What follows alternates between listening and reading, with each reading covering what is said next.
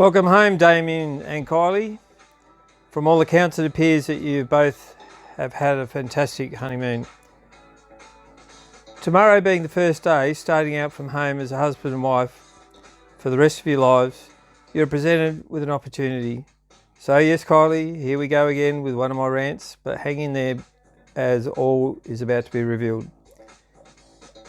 So your gift contents explains, the moon milk is for you, Kylie. It's a relaxing bedtime drink, and yes, you can have it cold. And of course, it's chocolate. The water's for you, Damien. I know, arguably the worst gift ever, but only if we're never to meet. If we do meet one day, I'll shout you a nice cold Hahn super dry. I simply wasn't going to give you a hot beer. The wine is random, but added based on Aristotle's rule of threes, and the Latin word omni trium perfectum, which means everything that comes in threes is perfect or intrinsically more amusing, more gratifying and effective, thus making it more memorable. The story behind the gift. So the drinks before you are essentially symbolic and represent the cup of tea in the story I'm about to tell you.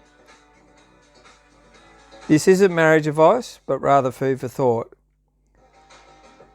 I'm certainly no marriage expert, but I think you will find the gentleman in this story most certainly was.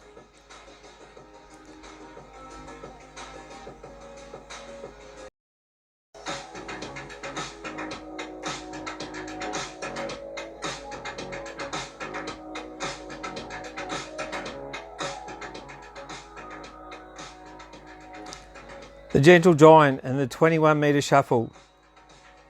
Once upon a time, there was a gentle giant whose name was John.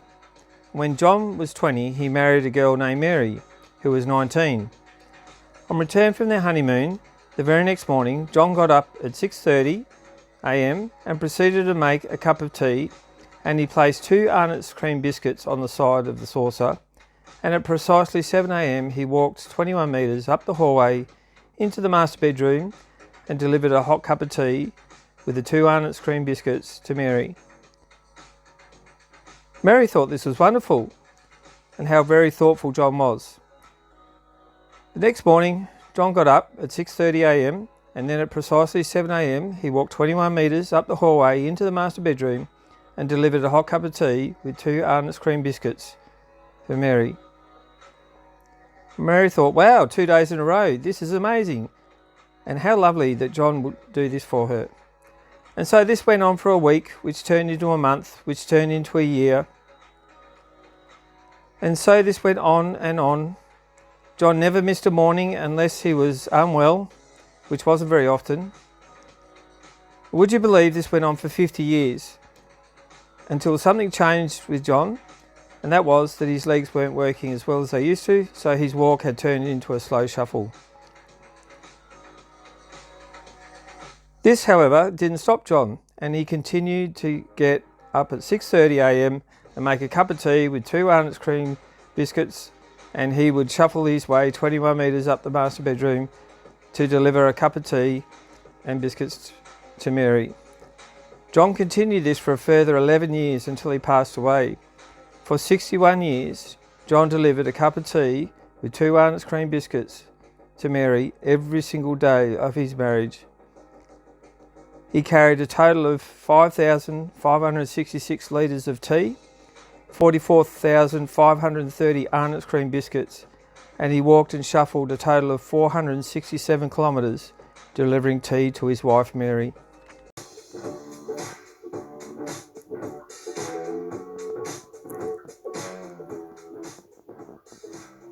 So why did John do this so religiously and for every day of his 61 years of marriage? The cup of tea he made every day represented 3 things. Despite our disagreement yesterday, I loved you then and I still love you now. Whatever happens today, I love you.